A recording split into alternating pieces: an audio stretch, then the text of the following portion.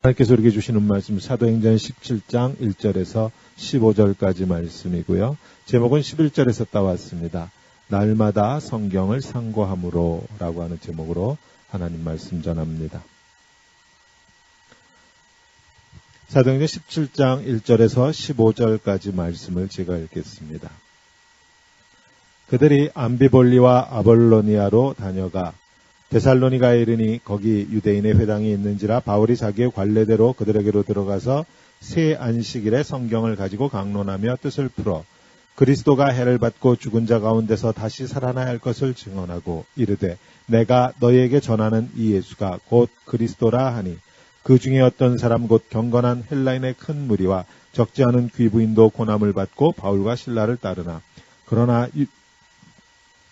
유대인들은 시기하여 저자의 어떤 불량한 사람들을 데리고 때를 지어 성을 소동하게 하여 야손의 집에 침입하여 그들을 백성에게 끌어내려고 찾았으나 발견하지 못함에 야손과 몇 형제들을 끌고 읍장들 앞에 가서 소리질러 이르되 천하를 어지럽게 하던 이 사람들이 여기도 이르매 야손이 그들을 맞아 들었도다. 이 사람들이 다 가이사의 명을 거역하여 말하되 다른 임금 곧 예수라 하는 이가 있다 하더이다 하니 무리와 읍장들이 이 말을 듣고 소동하여 야손과 그 나머지 사람들에게 보석금을 받고 놓아주니라. 밤에 형제들이 곧 바울과 실라를 베레아로 보내니 그들이 이르러 유대인의 회당에 들어가니라. 베레아에 있는 사람들은 데살로니가에 있는 사람들보다 더 너그러워서 간절한 마음으로 말씀을 받고 이것이 그러한가여 날마다 성경을 상고하므로 그 중에 믿는 사람이 많고 또 헬라의 귀부인과 남자가 적지 아니하나 데살로니가에 있는 유대인들은 바울이 하나님의 말씀을 베레아에서도 전하는 줄을 알고 거기도 가서 무리를 움직여 소동하게 하거늘 형제들이 곧 바울을 내보내어 바다까지 가게 하되 실라와 디모데는 아직 거기 머물더라. 바울을 인도하는 사람들이 그를 데리고 아덴까지 이르러 바울을 인도하는 사람들이 그를 데리고 아테네까지 이르러 그에게서 실라와 디모데를 자기에게로 속히 오게 하라는 명령을 받고 떠나니라. 아멘. 성가대에 전해 있겠습니다. 빌립보 감옥에 갇혀있던 바울과 실라가 로마 시민이다 하는 보고를 받은 빌립보성 관원들이 발칵 뒤집혔습니다. 그래서 감옥으로 쫓아왔죠. 설설 기어요. 그리고 뭐라 그래요? 제발 좀 빌립보성을 떠나달라 그럽니다. 로마 시민을 적법한 재판 절차 없이 매질하고 감옥에 가두고 이건 불법이에요. 사실 바울이 고발하면 감당할 수 없는 상황이 벌어집니다. 그러나 바울의 입장에서도 이제 막 빌립보에 교회가 세워졌어요. 바울도 더 이상 큰 소동이 일어나는 것을 원하지 않았을 것입니다. 그래서 조용히 떠나는 쪽으로 선택했어요. 그러나 이 바울과 실라의 발걸음이 그렇게 쉽게 떨어지진 않았을 거예요. 이제 막 믿는 사람들이 생겨나고 이제 막 교회가 싹을 틔우기 시작했는데 어떻게 쉽게 발걸음이 떨어졌겠어요. 마음이 무거웠을 거예요. 그렇다고 남아있으면서 빌립보성의 관원들을 대적할 수도 없는 노릇이고 그래서 결국 누가를 빌립보에 남겨두었던 것 같습니다. 누가는 남아서 이제 새롭게 세워지는 빌립보 이 작은 교회를 돕도록 하고 바울과 실라와 디모데는 그 다음 성읍을 향해서 또 복음 들고 나아가요. 그래서 이 사도행전의 저자인 누가는 오늘 우리가 읽었던 본문 첫 구절 17장 1절에서 그들이 떠났다 그러죠. 그들이. 3인칭 복수를 썼어요. 자기는 포함되어 있지 않다. 나는 그 일행 속에 끼어 있지 않다라는 것을 보여줍니다. 나는 빌립보에 남았다. 이렇게 해서 바울과 실라와 디모데가 그 다음에 도착한 도시는 빌립보에서 남쪽으로 약 100마일 떨어져 있는 데살로니가였습니다. 제가 지도 준비했어요. 떠나서 저 위로 올라가서 빌립보로 들어갔죠. 그 다음에 데살로니가. 그리고 오늘 베레아라고 하는 이 두 도시를 들렀고요. 다음 주에 우리가 이 밑으로 쭉 내려와서 아테네로 갑니다. 아테네를 지나면 그 다음 고린도예요. 우리가 잘 아는 도시들이죠. 계속해서 우리가 잘 아는 도시들이 나와요. 오늘은 데살로니가와 베레아, 이 북쪽에 있는 도시들이에요. 성경을 읽으려면 지도 공부도 좀 하셔야 돼요. 데살로니카는 비록 우리가 가보지는 않았지만 그래도 우리가 잘 아는 도시죠. 데살로니가. 사도 바울이 후에 데살로니가에 편지를 보냈잖아요. 그래서 데살로니가 전서, 데살로니가 후서 이 두 편의 편지들이 신약 성경 속에 있기 때문에 데살로니가는 그리스도인들에게 비교적 낯익은 그런 도시들입니다. 그에 반해서 데살로니가 다음에 방문한 베레어라고 하는 이 도시는 데살로니가에 비하면 덜 알려져 있죠. 덜 알려져 있음에도 불구하고 오늘 이 이름을 꼭 기억하시고 잊으시면 안 돼요. 베레아라고 하는 이 도시를 꼭 기억하셔야 합니다. 자, 데살로니가 성에서 있었던 사건과 이어서 베레아 성에서 있었던 사건을 함께 읽었는데 이유는 이 두 성읍을 좀 비교해 보려고 그래요. 베레아라고 하는 이 성읍, 오늘 본문이 지나가면 더 이상 이 성읍은 등장하지 않아요, 성경에. 그럼에도 우리에게 시사해 주는 바가 아주 큰, 아주 중요한 성입니다. 빌립보를 떠나서 사도 바울 일행이 멈춰선 곳은 남쪽으로 약 100마일 떨어져 있는 데살로니카라고 하는 성읍이었어요. 조금 전에 지도상으로 보았죠? 이 위쪽, 요 브라운 컬러로 있죠? 이 그리스 반도 이 북쪽, 여기를 마게도냐 지방이라고 부릅니다. 그리고 이 그린 컬러로 있는 남쪽, 여기를 아카이아 지방이라고 그래요. 이렇게 큰 지역으로 둘로 나눠져 있어요. 북쪽 마케도니아, 남쪽 아카이아. 데살로니가는 북쪽에 있는 마케도니아 지방의 중심 도시고요. 항구 도시였어요. 따라서 온갖 종류의 인간들이 다 들어왔을 것이고 온갖 문물이 들어오는 그런 대도시였습니다.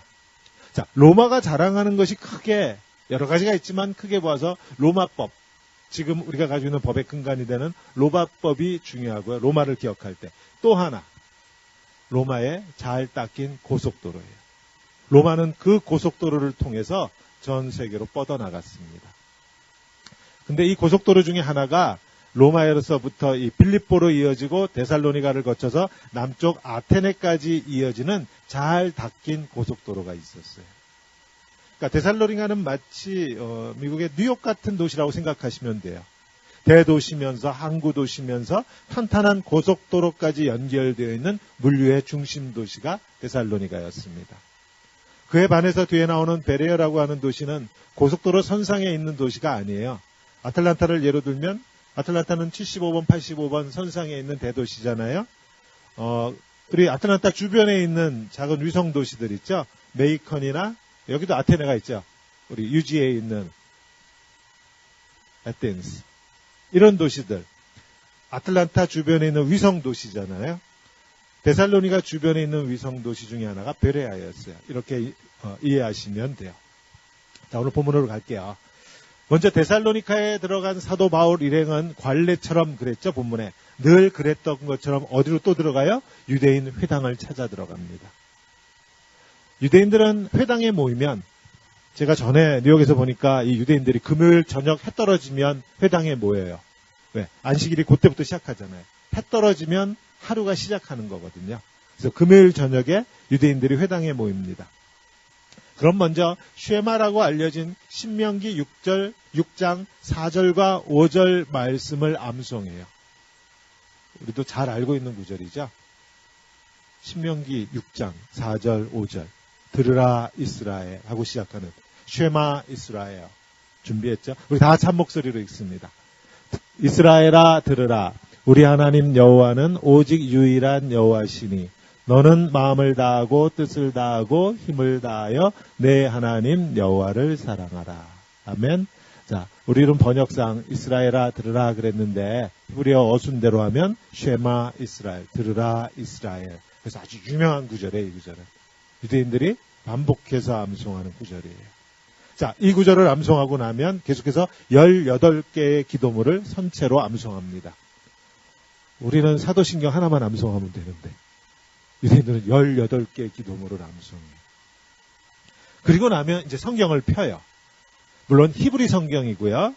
우리의 구약 성경하고 같다고 보시면 돼요. 순서는 좀 다르지만 히브리 성경을 펴요. 두루마기를 펴겠죠. 유대인들이 자기들 성경을 부를 때 우리처럼 구약 성경이라고 부르지 않겠죠. 신약 성경이 없잖아요. 자기 성경을 뭐라고 부르겠어요, 유대인들은? 흔히 율법과 선지서 이렇게 불러요. 이게 자기네 성경 이름이에요. 율법과 선지서. 예수님도 이 히브리 성경, 그 당시 이 성경을 그런 식으로 부르셨어요. 마태복음 22장 34절하고 40절인데요. 예수님을 시험하려고 사람들이 와서 뭐라 그래요? 이 성경에, 히브리 성경이죠. 이 성경에 율법이 무지하게 많잖아요. 계명이 무지하게 600개가 넘어요. 그래서 이 당시 유대인들은 자기들끼리 싸웠어요. 이 중에 어느 게 제일 중요하냐, 그거 가지고 논쟁을 벌였어요. 근데 이게 논쟁이 될 수가 없잖아. 누군가가 나는 이게 중요하다 생각하면 다른 사람 아니야, 나는 이게 더 중요하다고 생각해. 이러면서 그냥 논쟁만 할 뿐이야. 결론이 안 나. 그러니까 이걸 가지고 예수님을 시험하려고. 그래서 예수님도 그 중에 어느 하나가 중요하다 그러면 이건 안 중요해요? 이런 식으로 코를 걸고 넘어지려고 그랬어요. 예수님한테. 논쟁 속으로 끌어들이려고. 근데 예수님이 피하질 않으시고 두 가지를 말씀하셨어요. 오늘 이 구절에 있는 유대인들이 모일 때마다 암송하는 하나님을 사랑하라.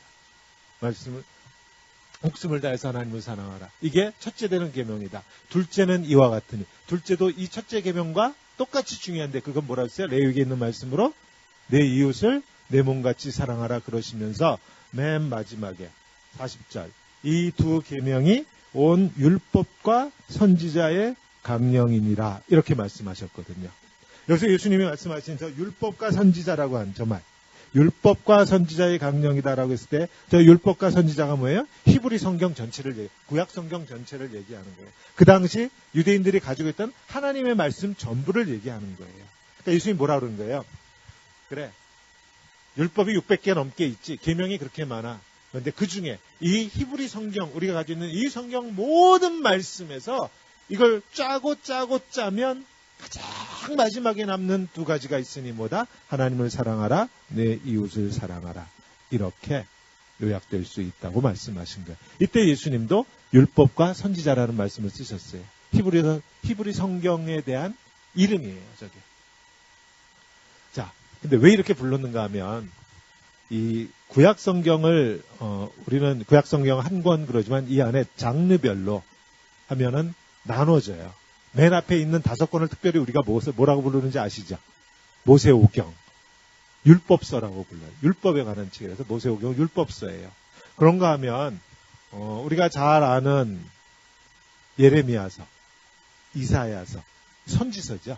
그래서 이 율법서와 선지서가 구약 성경 전체를 이루고 있는 커다란 뼈대라고 볼 수 있어요. 그래서 이 두 이름을 써서 율법과 선지서 이렇게 해서 자기네 성경 이름을 불렀던 거예요. 그러니까 성경을 읽다가 이렇게 마태복음 22장처럼 율법과 선지서 이런 말이 나오면 구약 성경, 히브리 성경이라는 뜻이구나 이렇게 이해하시면 됩니다. 이렇게 유대인들은 회당에 모이면 쉐마라고 알려진 신명기 말씀을 암송하고 18개의 기도문으로 함께 기도하고 그리고 나서는 율법서를 펴서 한 구절을 읽고 그 다음에 선지서를 펴서 또 한 구절을 읽어요. 그리고 나서는 회당의 지도자가 랍비죠. 말씀을 강해하고 풀어줍니다. 우리식으로 얘기하면 설교하는 거예요. 그런데 혹시 그 안식일에 다른 곳에서 이 유대인 회당을 방문한 랍비가 있으면 정중하게 그 랍비한테 말씀을 해석해달라고 이렇게 부탁하고 그래서 그 랍비가 나와서 말씀을 풀어주는 이런 전통이 있었어요. 그래서 바울이나 바나바가 안식일에 어느 곳을 방문해서 회당에 들어가면 어김없이 설교할 수 있는 기회를 얻을 수 있었던 거예요. 데살로니카에 도착한 바울 일행은 늘 그랬듯이 유대인 회당을 또 찾아 들어갑니다. 비록 사도 바울의 사역이 주로 이방인들을 향한 전도 사역이었지만 바울은요, 단 한순간도 자기 동족인 유대인들에 대한 전도의 열정을 잃어버린 일이 없다라고 사도 바울 스스로 로마서에 쓰고 있어요. 내 마음엔 내 동족들을 향하여 가슴에 불이 붙고 있다고 그러죠. 유대인들로부터는 시기심과 증오심 때문에 늘 비난당하고 욕먹고 돌로 매맞아 죽을 뻔도 하고 했지만 그럼에도 불구하고 사도 바울은 그 유대인들을 미워하기보다는 긍휼히 여기고 불쌍히 여겼어요. 안타까워했어요. 그래서 어느 도시를 들어가든지 먼저 유대인 회당을 찾아 들어가 자기 동족들에게 말씀을 전했습니다. 만일 바울이 이렇게 하지 않고 이방인들이 모여있는 곳만 찾아서 다녔다면 바울의 전도 사역은 훨씬 쉬웠을 거예요. 그런데 그렇게 못했어요. 왜 그래요? 마음이 그렇게 안 움직여요. 자기 동족을 향한 그 사랑이 매질보다 감옥에 갇히는 것보다 이 사랑이 훨씬 더 커요. 사도 바울은 이렇게 사랑의 사도였습니다. 환난과 고통이 결코 작지 않았지만 바울의 가슴에서 불타오르는 그 사랑의 불꽃과는 비교할 수 없었어요. 하나님을 향하고 예수 그리스도의 복음을 향한 그 사랑의 열정의 크기 앞에 그 어떤 것도 비교될 수 없었어요. 그래서 미움받고 욕먹고 죽음을 무릅쓰고 박해를 받으면서 또다시 유대인 회당을 찾아 들어갑니다. 어찌 보면 이게 사도 바울의 전도 방법이라고 할 수 있죠. 지금 자기에게 주어진 상황에서 자기에게 주어진 것을 가지고 최선을 다했어요. 사람들은 비웃었겠죠. 야, 그렇게 가지고 되냐? 네가 들어가면 전도가 되냐? 다른 방법을 좀 생각해봐. 근데 가지고 있는 건 이거밖에 없어. 비웃음과 박해가 기다리고 있음을 뻔히 알면서도 또 찾아 들어갑니다. 왜? 내가 가지고 있는 것으로 최선을 다할 뿐이에요. 한 영혼을 구하는 것이 하나님의 뜻인 것을 알기에 나는 오늘 내가 가지고 있는 것으로 최선을 다할 뿐입니다. 우리 성도님들께 부탁합니다. 혹시 마트에 가셨다 나오시면서 노방전도하고 있는 분이 있으면 물이라도 한 잔 떠다 드리고요. 수고하신다고 말씀으로라도 한마디 격려해 주시고요. 야, 저런 방법으로 해서 요즘 전도되냐? 절대로 이런 말씀하지 마세요. 하나님은 우리의 전도 방법과 관계없이 역사하세요. 그 마음, 그 중심, 그 떼약볕에 어떻게든지 한 영혼이라도 하나님 앞에 데려가겠다고, 예수의 이름을 들어보게 하겠다고 애쓰고 수고하는 그분들, 그 마음에 하나님께서 분명 역사하십니다. 우리도 내게 오늘 있는 것으로 최선을 다할 뿐이에요. 내게 오늘 주어진 것으로 오늘 최선을 다할 뿐입니다. 자, 이렇게 자기 동족들로부터 그렇게 모질게 배척을 당하면서도 데살로니가에 도착하자마자 유대인 회당으로 들어가 말씀을 전했는데 뭐라고 전했는지 2절과 3절에 이렇게 되어 있어요. 바울이 자기의 관례대로 그들에게로 들어가서 새 안식일, 그러니까 15일, 길면 한 20일, 성경을 가지고 강론하며 뜻을 풀어 무엇을 이야기했어요? 그리스도가 메시아죠. 하나님께서 이 땅에 보내신다고 약속하신 메시아 그리스도가 해를 받고 죽은 자 가운데서 다시 살아나야 할 것을 증언하고, 그리고 뭐라 했어요? 내가 너에게 전하는 이 예수가 바로 그 그리스도야. 이 말씀 전했다는 거예요. 유대인 회당에 들어가서. 성경을 물론 히브리 성경이에요. 성경을 펴고 구약 성경을 펴고 강론하면서 무슨 말을 했어요? 이 구약 성경에서 말하고 있는 이 메시아, 이사야서가 말씀하고 있고 신명기 말씀이 말씀하고 있고 예레미야가 선포했고 이 메시아가 여기 써 있지 않느냐? 해를 받고 죽었다 다시 살아나야 한다고 구약 성경에 그렇게 쓰여 있지 않느냐? 그리고 그 메시아가 십자가에 죽었고 그 십자가에서 다시 살아나신 저 예수가 바로 이 히브리 성경에서 말씀하고 있는 바로 그 메시아라고 회당에 들어가서 그 말씀을 전한 거예요. 바울이 지금 이방인 지역에서 이렇게 예수를 전하고 다닐 때 아직 마태복음도 마가복음도 누가복음도 기록되어 있지 않았어요. 사도행전도 물론 기록되지 않았겠죠. 아직 전도 여행이 끝나지 않았잖아요. 이 여행 다 끝난 다음에 누가가 기록했을 거예요. 그러니까 신약 성경은 아직 한 권도 지금 없는 상태예요. 그런 상황에서 유대인들을 상대로 구약 성경을 펴고 히브리 성경을 펴고 그 말씀을 풀어서 모세 오경을 설명하고 선지서를 설명합니다. 메시아가 고난당하여 죽을 것이라고 이미 선지자들이 말씀하지 않았느냐. 메시아가 죽은 자 가운데서 다시 살아날 것이라고 이 성경이 이렇게 증거하고 있지 않느냐. 그 메시아가 바로 유대인들이 십자가에 못 박은 그 예수라고. 너희들이 십자가에 못 박은 그 예수가 하나님께서 주와 그리스도로 다시 살게 하셨노라고. 유대인 회당에 들어가서 그렇게 선포했어요. 데살로니가에서 이 복음의 말씀을 들은 사람들이 어떤 반응을 보였는지가 4절 말씀에 있었습니다. 근데 이 4절 말씀이요, 번역이 조금 이상해요. 저는 봤을 때 성경 전체에서 제일 이상한 번역이에요. 그래서 영어랑 같이 넣어놨어요. Some of the Jews were persuaded and joined Paul and Silas, as did a large number of God-fearing Greeks and not a few prominent women. 영어 번역 저렇게 되어 있는데 우리 말은 그 중에 어떤 사람, 곧 경건한 헬라인의 무리와 적지 않은 귀부인도 권함을 받고 바울과 실라를 따랐다. 이렇게 번역됐는데 하여튼 좀 이상해요. 영어 성경 보면 앞에 분명히 이렇게 돼 있죠. Some of the Jews were persuaded and joined Paul and Silas. 몇몇 적은 수의 유대인들이 그 말씀을 받아들이고 바울과 실라의 권함을 받았다. 따랐다. 이렇게 되고 그리고 많은 숫자의 그릭, 헬라, God-fearing, 하나님을 경외하는 사람 그리고 few prominent women, 귀부인들도 그렇게 말씀을 받아들이고 바울과 실라를 따랐다 그랬거든요. 지금 비교되고 있어요. 유대인은 몇몇, 조금, 몇몇 명만 쫓았고 헬라인, 그리고 헬라의 귀부인들, 많은 숫자의 그들이 따라갔다. 이 말씀을 듣고 받아들였다. 4절은 그렇게 번역돼야 되는데 우리말 번역은 이 비교가 잘 안 돼 있어요.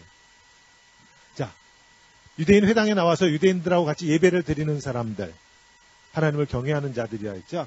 그 사람들, 그 헬라인들이 바울의 말을 듣고 마음이 움직였어. 그리고 그 중에는 헬라의 귀족 부인들도 있었답니다.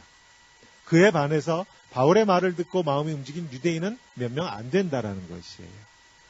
어찌되었거나 이렇게 해서 데살로니카에 교회가 세워졌다라는 거예요. 데살로니카에, 빌립보에 이어서 데살로니가에도 믿는 자들의 공동체가 시작된 거예요. 자, 그리고 났는데 바로 바울과 실라 일행을 내쫓으려고 하는 폭동 비슷한 게 일어났다고 기록되어 있죠. 주동자들이 누구였나요? 역시나 유대인들입니다. 역시나 유대인들이에요. 5절. 유대인들은 시기하여 저자의 어떤 불량한 사람들을 데리고 때를 지어 이 불량배들을 끌어들여다가 성을 소동하게 하여 야손, 제이슨이라고 하는 사람의 집에 아마 야손의 집에 머물고 있었어요. 침입하여 그들을 백성에게 끌어내려고 찾았으나 바울과 실라를 잡으려고 그 집을 가서 발칵 뒤집어 엎어버렸어요. 근데 못 찾았어. 자, 유대인들이 폭동을 일으킨 장본이 있는데 이유를 뭐라고 했어요? 이유가 원래는 뭐예요? 바울과 실라를 시기했기 때문이에요. 바울과 실라가 전한 복음에 뭔가 잘못이 있었기 때문에 어떤 교리적인 문제를 들고 일어난 게 아니라 지금 시기해서 그래요. 무슨 일인가 하면 회당에 나오는 많은 헬라인들이 있었어요. 그 중에는 영향력 있는 귀부인들도 포함해서 많은 상류층 사람들이 지금 회당에 나와서 하나님의 말씀을 듣고 있었어요. 근데 그들 중에 많은 사람들이 바울과 실라의 말에 지금 귀가 쫑긋했어요. 이 유대인들의 입장에서 보면 갑자기 이단 하나가 와가지고는 우리 교인들을 다 뺏어가는 상황이 되어버렸단 말이에요. 교인 뺏길까봐. 그래서 회당이 텅 비면 어떻게 갑자기. 그걸 시기해서 한바탕 소동을 일으켰어요. 그래서 바울과 실라를 잡아가려고 했는데 찾지 못하니까 벌써 바울과 실라를 따르는 사람들이 피신시켰던 것 같아요. 그래서 악에 바친 이 유대인들이 바울과 실라에게 숙사를 제공한 제이슨, 야손이라고 하는 사람을 잡아다가 데살로니가 성의 그 관원들한테 데려갔죠. 그러니까 실제로 고소를 당한 장본인들은 하나도 없어. 다 도망갔어. 그래서 숙식을 제공한 사람한테 그렇다고 죄를 물을 수도 없고 하니까 보석금을 받고 풀어줬답니다. 자, 보석금을 받고 풀어줬다라는 말은 이 야손이라고 하는 사람이 가서 뭐라고 그랬겠어요? 맹세했겠죠. 선수합니다. 다시는 바울과 실라를 우리 집에 머물게 안 하겠어요. 그러니까 보석금 받고 풀어줬겠죠. 즉 바울과 실라가 이제 야손이라고 하는 사람의 집에도 머물 수 없는 상황이 된 거예요. 데살로니가 성읍에는 잠잘 데가 없어요, 이제는. 그래서 바울이 다시 데살로니카에 들어갈 수는 없고, 그래서 디모데를 또 거기다 남겨두고 바울하고 실라만 데살로니카를 떠나서 그 옆에 있는 작은 도시, 고속도로에서 멀찌감치 떨어져 있는 베레아라고 하는 작은 성읍으로 도망치듯 갔어요. 다음 주일에 보지만 디모데는 저 아래 아테네에서 다시 바울과 만납니다. 자, 이 데살로니카에서 한바탕 소동이 일어났는데 이 소동을 일으키는 가운데, 이 소동 가운데서 우리가 기억해야 될 재미있는 말씀이 하나 있습니다. 재밌다기보다는 꼭 기억해야 되는 말이에요. 6절에 발견하지 못했어요. 야손과 몇 형제들을 끌고 읍장들 앞에 가서 소리를 질러 뭐라고 그랬어요? 천하를 어지럽게 하던 이 사람들이 여기도 또 들어왔다. 이렇게 말했대요. 그리스도인들을 뭐라고 불렀어요? 천하를 어지럽히는 놈들. 이게 그리스도인들에 대한 평가예요. 예수님이 죽으실 때도 그렇고 바울 지금 그렇죠. 정치범으로 자꾸 몰아가요. 헬라 도시에 파견된 그 로마의 관리들은 유대인의 종교에 대해서 다 잘 아는 사람들이에요. 그래서 예수를 전하는 사람들도 그렇고 이들이 로마의 황제를 거스른다고는 생각하지 않았어요. 단지 자기들 종교 문제로 저러고 있다. 예수를 왕이다, 하나님의 아들이라 그래도 이 사람들이 꿈쩍하지 않아요. 정치 문제화 하지 않거든요. 근데 문제는 뭔가 하면 이 그리스도인들이 어느 도시인가 들어가면 소동이 일어나요. 문제가 생겨. 자꾸 싸워. 맞다 틀리다 해가면서 자꾸 분쟁이 일어나. 정치하는 입장에서는, 시장의 입장에서 이거는 괘씸한 거잖아요. 조용해야지. 다들 평화롭게 살아야지. 왜 들어와서 분쟁을 일으켜? 그래서 이 예수쟁이들이 핍박을 받아요. 데살로니가에 들어갔을 때도 유대인들이 예수쟁이들을 뭐라고 불러요? 천하를 어지럽게 하는 놈들이 들어왔다 그래요. 근데 이게 2000년 전에만 그런 게 아니죠. 지금은 안 그런가요? 어느 집안에 예수 믿는 며느리가 하나 들어와. 그 집안 시끄러워지죠. 어느 집안에 딸내미가 교회를 갔다 오더니 아빠랑 쌈질을 해. 아빠는 딸내미 머리를 다 잘라버리겠대. 썬데이에 교회 못 가게 한다고. 집안도 풍파가 일어나요. 지금도 그래요. 천하를 어지럽게 하는 사람들이에요, 우리가. 예수를 믿는 사람이 오면 잔잔한 호수물 같던 평온이 다 깨져. 가족이 다 어지러워져. 온 성읍이 다 발칵 뒤집혀. 온 천하가 다 난리가 나. 그런 사람들이 지금 우리 성읍에 들어왔다. 자, 이야기를 조금 더 할게요. 좀 각도를 바꿔요. 헬라 귀부인들은 왜 이 유대 회당에 왜 와서 예배를 드리고 있었을까요? 헬라의 귀부인들이. 헬라가 어떤 나라예요? 우리도 잘 알잖아요. 시대가 어땠는지는 모르지만 소크라테스, 아리스토텔레스, 플라톤, 우리도 잘 아는 그 유명한 이름들. 화려한 헬라 철학과 그 미술관을 방불케 하는 그 예술의 나라 그리스. 항상 뭔가 궁극적인 것을 찾던, 그래서 철학과 예술이 발전했던 그리스, 헬라. 그 헬라의 귀부인들이 뭐가 아쉬워서 유대인 회당을 찾아와요?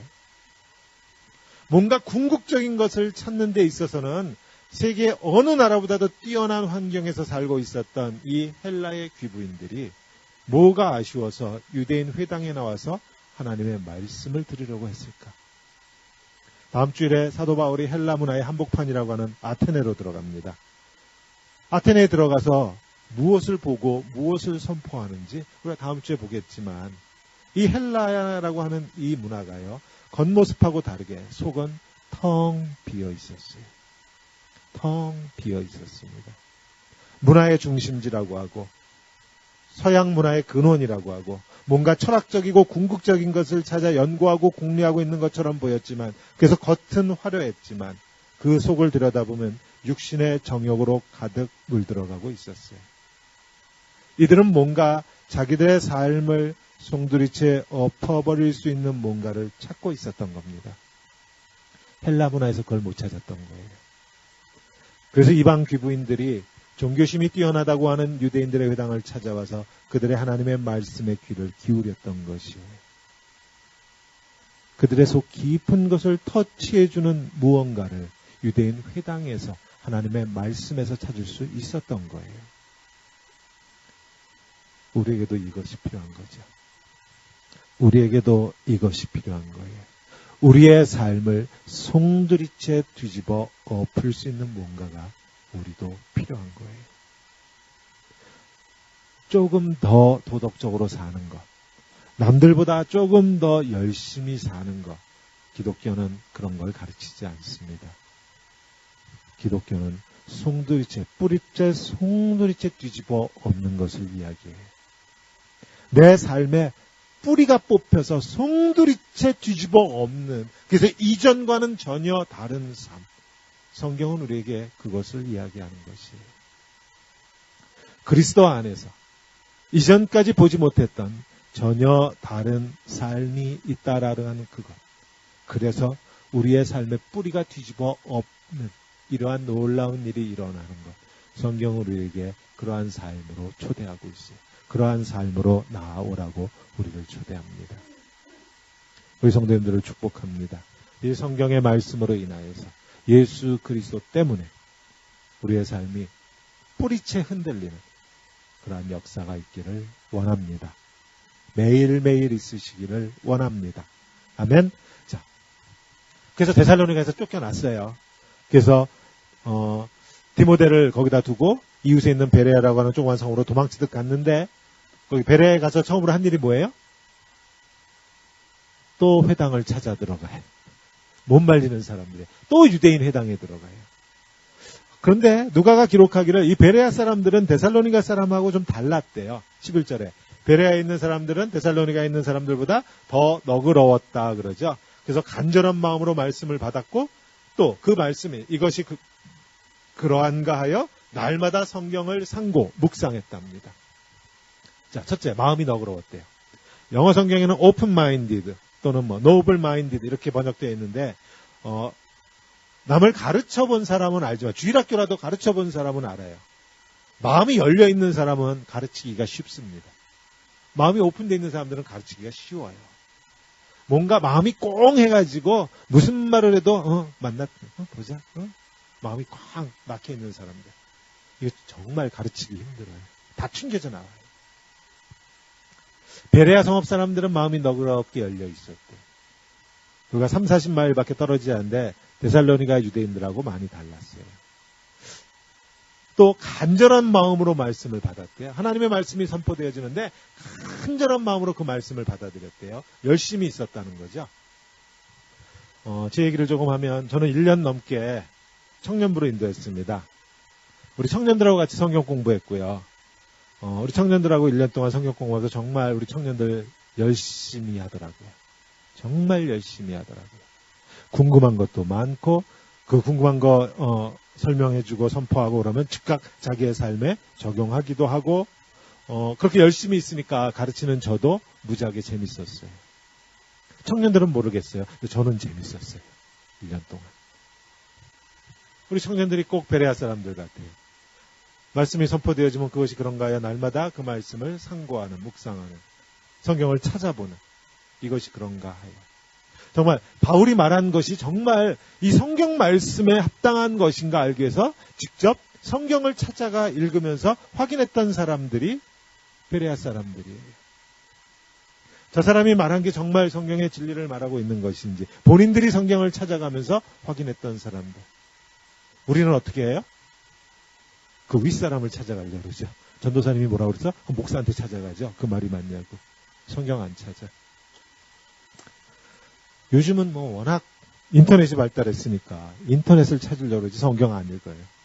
인터넷 뒤지는 거하고 성경 읽는 거하고 다르죠.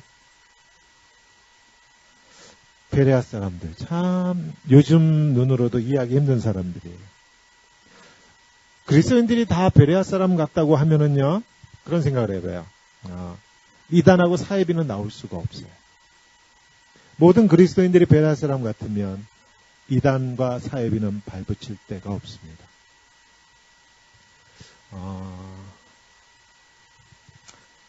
우리는 베레아 사람하고 어느 정도 다른가? 우린 귀찮아서 안 찾고 이거 성경 읽어봐야 모른다고 하면서 뒤로 물러나고. 그러니까 우리를 생각해 보면 이단하고 사해비가 활개칠 수밖에 없는 환경이에요. 우리를 생각하면 이렇게 좋은 밭이 없어.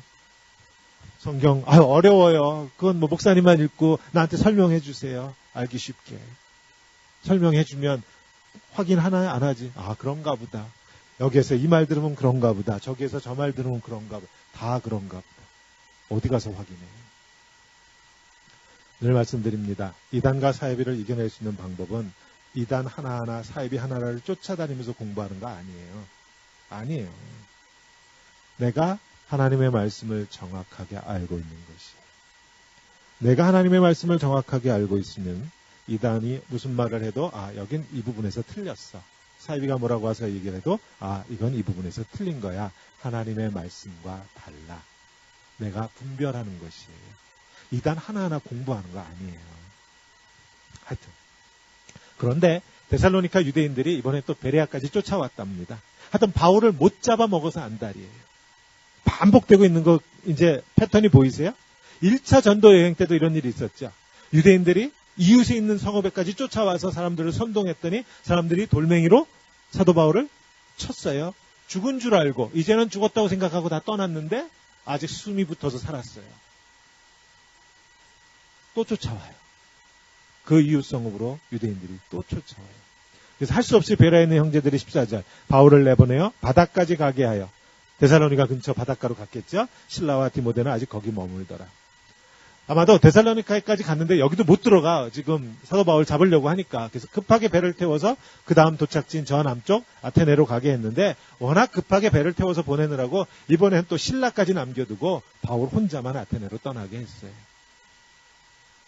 바울은 정말 어디 한 군데 가서 마음 편하게 발을 뻗고 잠을 잘 수 없는 도망자와도 같은 삶을 살면서 왜 그렇게 살아요? 오직 하나. 복음 때문에 그랬어요. 복음 때문에. 그 복음에 가슴이 뜨거웠던 사람. 그 가슴에 뜨거운 열정. 모르겠어요. 저는 사도 바울을 10주 넘게 설교하면서 이거 내용 하나하나 우리가 어떻게 다 기억하겠어요? 근데 이게 기억되면 좋겠어. 이 바울의 뜨거운 가슴이. 이 바울의 뜨거운 가슴이 우리 성도님들의 가슴에 이렇게 확 그래야 되나? 이 뜨거운 열기가 확 넘쳐오듯. 이 화롯불 용광로 옆에 가면 그 뜨거움이 내게 전달되듯이 이 사도 바울의 가슴의 뜨거움이 우리 성도님들의 가슴에 이렇게 훅훅하고 찾아갔으면, 전해졌으면 참 좋겠다. 그런 생각을 하며 말씀을 전합니다. 정리합니다. 베레아 사람들, 우리의 마음을 찔리게 하는 사람들이죠. 진리를 추구하되 함부로 사람의 말에 귀가 쫑긋하지 않아요. 자기가 들은 말을 정말로 그러한지, 정말로 진리가 그러한지 성경을 찾아가면서 매일매일 확인했던 사람들. 자, 한때 아는 게 힘이다 그랬는데 우리가 뭘 몰라서 신앙생활을 못하나요? 우리가 몰라서 도덕적으로 윤리적으로 못 삽니까? 아는데 못 사는 거잖아요. 알지만 살 수 있는 능력이 없는 거잖아요. 오늘날처럼 성경에 대해서 책이 쏟아져 나오고 유명하다는 목사님 설교는 다 집안에 앉아서 다 들어 이제는. 필요하다면 얼마든지 성경 공부 쫓아다니면서 성경을 얼마든지 알 수 있는 그런 시대가 열렸어요. 이런 시대가 없었어요. 그러나 돌이켜보면 이렇게 해서 성경 지식은 많아지고 교리에 대해서 해박한 지식을 가지고 있고 신앙생활에 필요한 것들을 내가 다 알 수 있다고 해서 그런 것들이 신앙생활에 힘이 되어주느냐? 그렇지 않더라고요. 그렇지 않아요. 아무리 예수님에 대해서 꿰뚫고 있어도 그 예수가 나를 움직이는 힘의 원천, 능력이 되느냐? 아닐 수 있더라고요. 신학교에 예수를 주로 고백하지 않는 신학교 선생님도 있다고 그랬잖아요. 얼마든지 지식으로 가르치는 세상이에요. 예수님을 알고 예수님을 통해서 하나님의 사랑과 은혜를 아는데 근데 그 사랑과 은혜가 나를 움직이지를 못해. 내 마음을 뜨겁게 하지를 못해. 그렇다면 그 지식을 뭐에다 써먹겠어요? 우리 식으로 말하면 아무짝에도 쓸모없는 거잖아요. 그렇게 알고 있으면 언젠가 하나님께서 그 지식을 쓰셔서 나를 변화시켜 주시는 그 통로로 쓰시기는 하시겠지만 정작 그 은혜와 그 사랑 알게 하지 못하는 지식이라고 한다면 그게 무슨 소용이 있겠냐고요. 베레아 성읍 사람들 우리에게 참 많은 것을 생각하게 합니다. 누구로부터 말씀을 들어도 그 말이 정말 그러한지 진리의 말씀인지 성경 말씀을 찾아 확인했던 사람들. 자, 그러니까 간단해요. 그렇게 하려면 딱 한 가지를 해야 돼. 뭐예요? 성경을 가까이 대할 수밖에 없었다라는 거예요. 베레아 사람들의 특징은 딴 게 아니에요. 성경이 늘 가까이에 있었다라는 거예요. 그래서 말씀을 들으면 확인해. 말씀을 들으면 또 확인해. 이 정도로 말씀을 듣고 확인할 정도면 성경을 꿰뚫고 있었다고 봐도 되는데 재밌는 건 그렇게 성경을 꿰뚫을 정도의 지식을 가지고 있으면서도 이 베레아 사람들은 자기들의 지식을 뽐내지 않았다라는 겁니다. 또 찾아봐요. 베레아 사람들을 보면서 저는 성경 앞에서 겸손한 사람들을 봅니다. 성경 앞에서 겸손했던 사람들이에요. 뭘 좀 안다고, 내가 좀 그거 잘 안다고 이렇게 내세우지 않았다라는 것입니다. 성경 앞에서 늘 겸손하십시오. 하나님의 말씀은 무궁무진해요. 제가 이제 12년, 13년 설교했으니까요. 1000편 넘게 설교했죠. 자, 다르게 주일하고 3일 예배만 쳐도 1000편이 넘는데요. 지금도 이 성경 말씀을 대하면은요. 분명히 이거 내가 전에 설교했던 거 알아. 컴퓨터 뒤지면 파일 다 있어요. 근데 그때 설교랑 또 오늘 내가 묵상하면 또 달라요. 하나님의 말씀은 무궁무진합니다. 이 말씀 앞에 누구도 교만할 수 없어요. 그저 겸손할 따름이에요. 베레아 사람들은 하나님의 말씀 앞에서 겸손했던 사람들입니다. 나 다 알고 있다는 식으로 얼렁뚱땅 넘겨짚지 않았고요. 정말로 그러한가 확인했다. 이 말씀을 묵상하면서 저는 우리 성도님들이 저한테 이렇게 다가와서 저한테 이런 말씀을 해주시면 좋겠다 이런 생각을 해봐요. 목사님, 지금 하시려고 하는 그거 성경적이지 않은 거지. 목사님 지금 인간적인 방법으로 뭐 하려고 하시는 거 아니에요? 내가 성경을 가까이 하니까 목사님 그 성경적이지 않은데요? 이렇게 저를 도전해 주셨습니다. 우리가 연약해서 늘 인간적인 방법으로 뭔가를 하려고 그래요. 네, 그렇게 해야 빨리 이루어지거든. 하나님의 방법은 항상 느려요. 그래서 늘 저도 그렇고 우리 성도님들도 그렇고 우리 집사님들 누구나 그래요. 인간적인 방법으로 뭔가를 좀 빨리 이루려고. 그때마다 우리 성도님들이 저한테 목사님 그건 성경적이지 않은 것 같아요. 그건 지난번에 목사님이 설교한 거랑도 다르잖아요. 이런 식으로 저를 도전해 주셔서 저희 교회가 늘 성경의 뿌리를 내리고 있는, 정말 우리가 하나님의 말씀대로 가고 있는지 늘 서로가 서로를 권면하고 서로가 서로를 품어주는 말씀 안에서 그러한 공동체가 되었으면 좋겠다. 그런 생각을 하면서 오늘 말씀을 준비했습니다. 베레아 사람들처럼 마음을 열고 진리에 대해서 탐구하고 그렇게 해서 찾아낸 예수 그리스도 그 진리로 인해서 세상을 뒤집어 엎는 사람들. 세상을 뒤집어 엎으려면 내 속이 뒤집어져야 돼요. 내 삶의 뿌리가 흔들리는 역사가 있어야 내 이웃의 삶도 흔들리게 할 수 있는 거지. 나는 세상적으로 살면서 이 지식 가지고 가서 다른 사람을 흔들리는 건 있을 수 없는 얘기죠. 그렇게 세상을 뒤집어 엎어버리는 사람들이 바로 우리들 그리스도인들입니다. 우리 성도님들을 축복합니다. 그래서 욕을 좀 먹었으면 좋겠어요, 교회가. 요즘 세상이 교회를 뭐라고 욕해요? 세상과 하나도 다르지 않다고 욕을 해요. 교회가 욕을 좀 먹었으면 좋겠어요. 교회가 왜 저렇게 우리랑 다르냐고. 어쩌면 저렇게 우리랑 다르냐. 이렇게 욕을 먹는 함께 가는 교회가 되었으면 하는 바람입니다. 기도하겠습니다.